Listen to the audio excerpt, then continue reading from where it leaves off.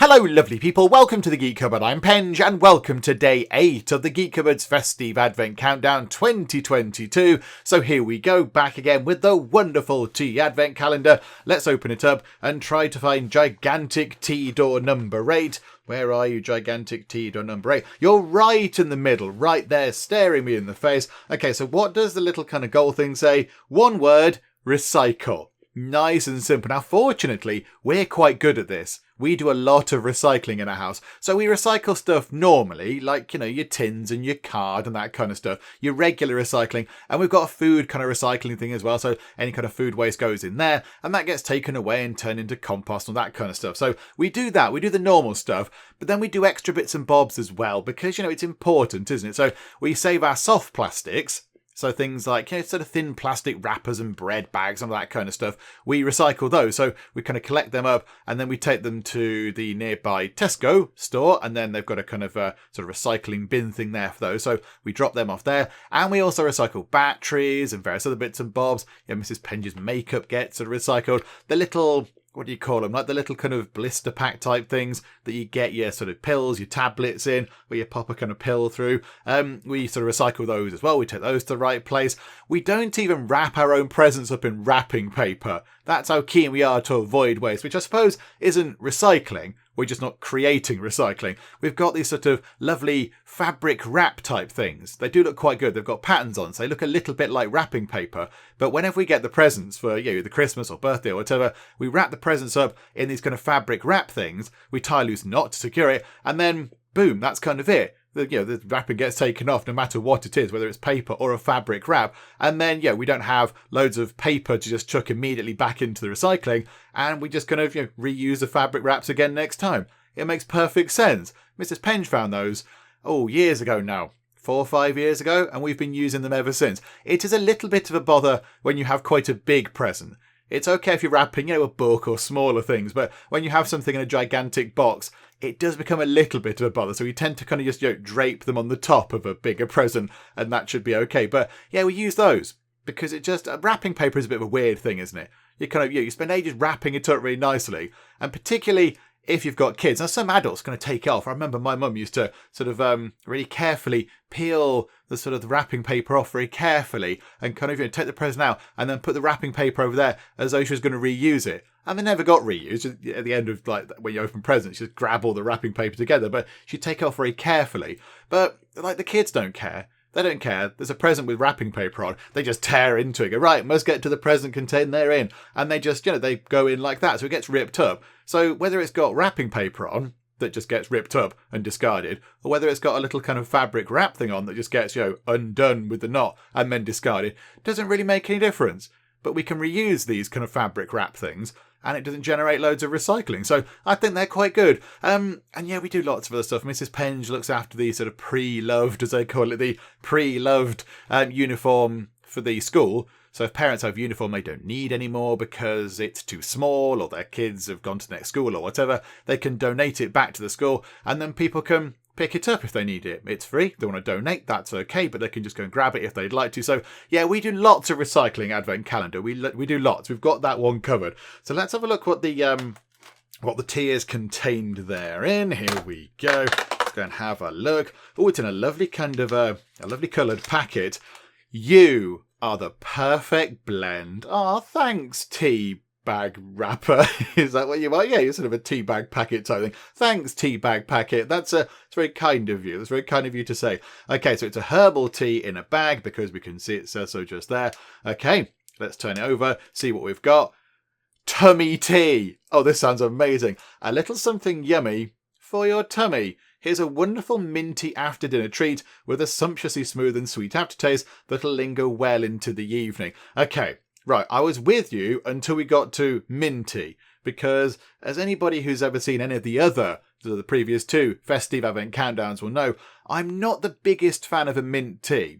They're not my favourite thing. Lots of other teas, yes. Mint teas, not so much. I'm not such a big fan. I mean, I don't kind of actively dislike them. I will drink this and I will go, do you know what? It's okay. It's tea. But I don't kind of go out of my way to have mint tea. They're not my favourite ones. But do you know what? We've never had this one. We've never had tummy tea. It's called tummy tea. Yeah, okay, do you know what? Let's go and make this one. So, of course, to go and make this, we all know what we have to do. We need to go to the kettle. And here we are with our freshly brewed cup of tummy tea, and you'll notice I didn't describe it as a lovely, freshly brewed cup of tummy tea, and that's because generally I don't find the mint teas that lovely, as we've discussed. Sorry, mint teas, I do apologise. I mean, maybe I'll try this, and it will be the loveliest of all the mint teas, and I'll be amazed and blown away by it all, and then I can give it its lovely title, but I'm not going to hold my breath. So, I mean, to look at this, it looks like a herbal tea, doesn't it? That's no great surprise. It looks like a herbal tea. I mean, I can smell it from here. It does smell very minty, as you would expect. It's got quite a strong smell to it. And if I just bring it a bit closer to my nose, yeah, it does smell very, very strongly of peppermint. So here we go. Let's go and have a taste of this. I mean, I think, hang on. Where's the thing? I think it did say, if we look at that, it is 47.5% peppermint and then licorice root as well. So, I mean, it's mostly pepperminty. It's mostly pepperminty. So I'm expecting a lot of peppermint flavour. But here we go. Let's give it a go.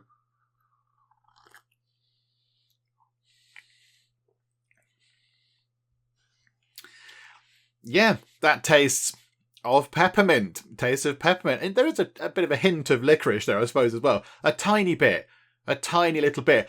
And again, I'm not the biggest fan. I'm not the biggest fan because I associate peppermint with toothpaste. Because I use a toothpaste that is minty, as most people do. I think a lot of people have minty toothpaste. I'm not entirely sure. There are other flavours of toothpaste you can get. They're mostly kind of minty, aren't they? So I kind of associate it with toothpaste.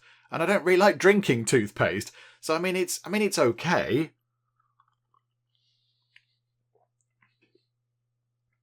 I mean, as a tea, it's all right. I mean, the flavour's all right, I suppose. It's not too it's not too overpowering. I think it smells stronger than it tastes. The taste actually isn't that isn't that kind of overpowering, but it's still minty. It's still a minty taste. It does feel a little bit like I'm trying to drink toothpaste. And I'm very sorry, mint teas. I do apologise, but I can't give you a lovely badge quite yet. I mean, it's okay. I'll finish it because it's a tea. It's a tea. I mean, it has got that it's got that licoricey sort of flavour as well, but only very slightly. But I think, hang on, the licorice was a tiny amount, wasn't it? It doesn't even tell you how much there is of the licorice root, but I mean, you can definitely taste it. You can definitely taste the licorice in there as well. But yeah, it's mostly minty. And I mean, if you like a mint tea, you might well like this one because it's very minty. It's very adequately minty, I would say. But yeah, I would say this is probably my least favourite one of the calendar so far, but that's just because I don't get on with mint teas. I'm not saying this is a bad tea, it's just not for me, because I can't like all the teas all the time. So, do you know what? Yeah, if you like mint teas, you probably will like this one. So, okay, we've got the mint teas sorted and out the way. It's not going to get the lovely title. Sorry, mint tea. So let's go to today's question, which comes from Jonah Lees. I might have pronounced that wrong, sorry. So yeah, Jonah Lees maybe. They asked, have you ever played/liked an MMO? And if so, which one or why not? Now I think with that question, we're talking big MMOs like World of Warcraft and Neverwinter and kind of your big exciting things like that. And I've never really dabbled in those. I mean, I've never ever played World of Warcraft. Not 1 second. I've never even really looked at it. I don't really know much about it. It's just never been a thing that's popped up. It's never been a thing that anybody I know plays, so I've never got around to playing it. I mean, Warcraft and Warcraft 2, and a bit of Warcraft 3. I played those quite a lot, particularly Warcraft 2. Warcraft 2 was amazing. It still is amazing. I played a lot of that, loads of that, but never really got into World of Warcraft.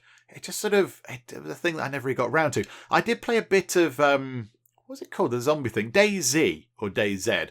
The zombie survival thing. I used to play that with Bristly Stranger, the wonderful Bristly Stranger. No, I miss you, Bristly man. I used to play that with him from time to time. Not, every day or whatever, but just occasionally he'd sort of message me on his lunch break or something from work and go, hey, you doing something? And I'd just go, no, I'm all right. Or Saturday, sometimes Sunday nights and Saturday nights, we might meet up and just have a little wander about the DayZ world. I can't remember what it's called now, but it's quite a big map in DayZ. and there were zombies, but the big threat wasn't really the zombies, it was the other people, the other humans playing. We played a bit of that. I think that would count as an MMO. And I did play the Elder Scrolls Online for a few hours, and that was about it. I played it for a few hours, I jumped around a bit. I think the immersion with that was broken, so I think that's got a tutorial type thing. So you go through all the basics, and it's quite exciting. It's Elder Scrolls, and you go, Elder Scrollsy stuff. And then you kind of get out into the main world, and I think it's just a bit odd. Like when you play like a single player role playing game, like if you play Skyrim or whatever, then there's people around the towns and such like, but they're not massively busy. I mean, sometimes maybe in some games, I'm thinking sort of Oblivion possibly, you could do with having some more people about. But like in Skyrim, there's people wandering about, people go to the shops, they've got their routines. Whereas with, say, Elder Scrolls Online, there were just so many people, and there were people just running about and sprinting around and jumping and bouncing, and it just looked a bit weird. It looked a bit odd. It kind of broke the immersion slightly. And yeah, I think as well, I tend to do a lot of gaming on my own when I find the time to do so. And I suppose playing an MMO doesn't really suit with that, because they're better played as part of a team, aren't they? That's kind of the point of an MMO. You play them with other people, because you can go and do raids and experience stuff with other people and what have you. And I think I'm kind of that point now. I'm old now. I'm going to say I'm old now. And most of my friends who I'd play alongside, they've got lives, they've got kids and work and families and whatever. So it'd be quite sort of tricky to arrange times to go and play on an MMO. I think that'd be weird. I suppose the idea is that you're just going to go on an MMO and then just go and play. But if you want to go and play with people then you have to kind of arrange it. And that seems a little bit kind of rubbish. It's not like when we were teenagers and we could just play pretty much all the time. Meetups on an MMO to go and say do a dungeon raid or whatever, they need to be planned now, which just seems a little bit naff. It's not quite as spontaneous. And then generally, if we do meet up, if we do manage to find a time when we're all available to go and do something, we probably wouldn't play an MMO, because you have to sink quite a lot of hours into an MMO, don't you? I think it takes a long time to get into an MMO. There's a lot to do, and there's grinding to get your levels up and get equipment or money or whatever. And I think, we've got a lot of my time is sort of taken up with other things, like, kids and other stuff, kids and family and work and the YouTube channel that you're watching right now. That takes up a lot of time. So I don't really get to do too much sort of other gaming stuff. And I think if I did get into an MMO, other stuff would kind of suffer. Other stuff would kind of fall by the wayside. Possibly the YouTube channel. I might be like, I didn't get a video done today because I was, doing a battle in a dungeon to get to level 77 or whatever. So, I don't want to get into that. I don't want to kind of commit, I suppose is the wrong word, but I don't want to get sort of hauled into it and then get obsessed with it to the detriment of other things I enjoy as well. I think that might possibly happen. So I think that's why I've not really played them properly. I think that might be the reason why. I mean, if I were to play any of them, possibly the Elder Scrolls one would be okay. The Star Trek one I wouldn't mind playing, because I am a bit of a Trek nerd. I do like a bit of Star Trek, so that'd be quite good. I wouldn't mind playing that one, because that could be quite fun. And then, I don't know about the others. I'm not really sure. I mean, Neverwinter.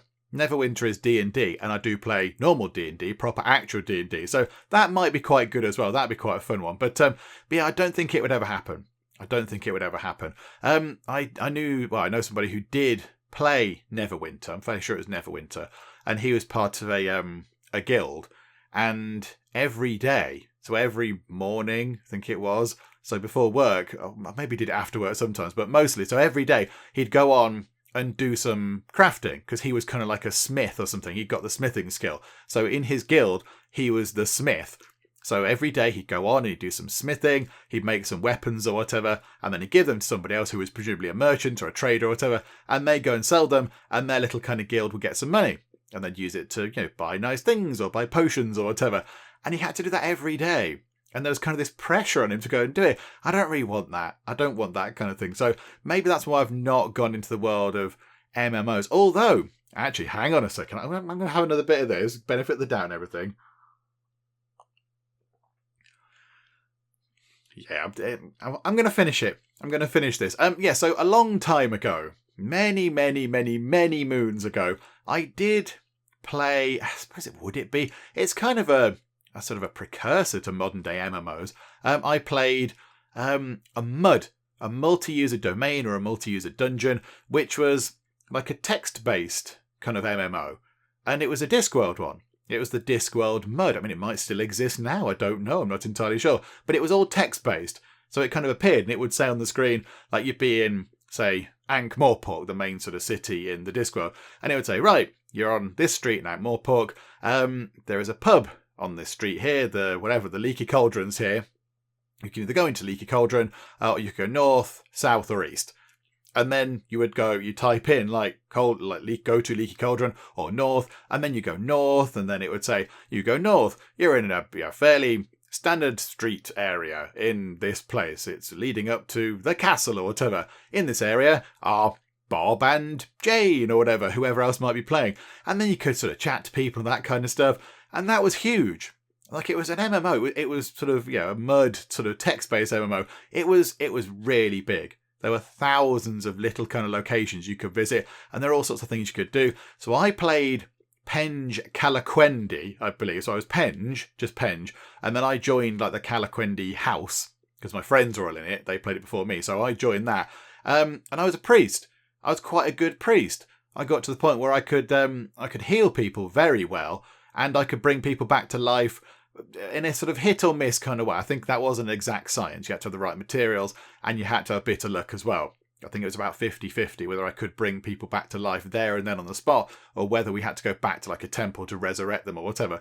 But so I played a priest in that, and that was quite good fun. And I remember that because I was at school, and you could play it through a browser. So you could download a proper kind of client thing for it, like a sort of a DOS style client thing. But there was a browser thing. So as long as we had access to a computer with a browser, which we did quite a bit of the time, not all the time, but quite a lot of the time we did in certain lessons, then you could quickly Alt-Tab out of the work you're supposed to be doing and go and do some disk welding, and then Alt-Tab back into the work you're doing when the teacher came by. Not that I ever did that, of course. I was very responsible at school. Don't do that, kids. Pay attention, get good grades. But yeah, that I played it at school quite a bit, because that was what we did on certain break times. We'd just go on there and we'd go and see people. And that was quite fun. I remember, you could just be wandering about. So I'd be sort of sat on my own in one classroom across the other end of the school, just, because I had 20 minutes. And I thought, I'll just play this. And then I'd sort of wander along around the street, around the popular bits. And all of a sudden, like, my friend would appear, be like, he wasn't called Bob, but we'll say Bob. So Bob is standing there, but Bob's there. And I'd know that Bob was supposed to be in his, computing lesson over in the other part of the school, but he's not paying attention. He's actually there sort of, dossing about on the computer, playing the Discworld mode. So, yeah, it was quite fun. It was quite fun. We even got to the point where we went to a mud meet. We got together. There was probably about 6 or 7 of us that played. And we were quite good. I was quite a good priest. I was quite a high-level priest in the game. We went to a mud meet. So we met up at a hotel, and there were hundreds of people there, all who played the Discworld Mud, and everyone got together, and we had food and beer and drinks and wine and stuff, and it was fun. We got to meet real people and put faces to names and things. I wonder what happened to all those people. It was a long time ago, but yeah, that was good. That was good. But I don't know if it's still there now. Don't know if that Discworld Mud is still there or not. I imagine it probably is there in some shape or form. But yeah, there were maps for it and everything. People designed maps. It was really exciting when they added a new bit. So, we're going to add a new bit in. We're going to add, a new sort of desert bit in. And everyone would sort of clam around. But when's it going to be released? And we're going to launch it at, 8 p.m. on Friday. And everyone would gather around. And then all of a sudden, it kind of reboot the server, I suppose, to implement the new stuff. And then it would appear and everyone would be exploring and it'd be really busy and it'd be quite exciting. But, I remember that very fondly. That was quite good fun. That was probably the closest I got to what would be considered now an MMO, I would say. But there we go. Hopefully that answers your question. So in a nutshell, I've not really played the new MMOs, the proper sort of, as they would be sort of a classic MMO in the style that it is now. But I did sort of play what might well have been a precursor to MMOs way, way, way, way, way back when I was at school, about 1,000 years ago now. So yes, hopefully that answers the question. But that was a good question. I like that question. But there we go. Hopefully it's been answered okay. And I think that's it. I think I've got my... I'm not going to say somewhat disappointing tea. I've got my entirely adequate cup of minty toothpaste tea here. So I will go and finish this. You're not going to see me finish it, but I promise I will finish this tea because I don't want to leave tea behind. So I will go and finish this and we'll wrap things up for the moment. But for now, thank you very much for joining me on day 8 of the Fes-tea-ve Advent Countdown 2022, and I will see you next time. Oh no, not the piggy wigs. Want them to be healthy. Happy pigs, please. Raspberries, raspberries, raspberries everywhere. I went through and sold a load of turkeys as well, and they still come back. They're still coming back to haunt me. The soil moisture's going down. We need rain. We need rain. What's going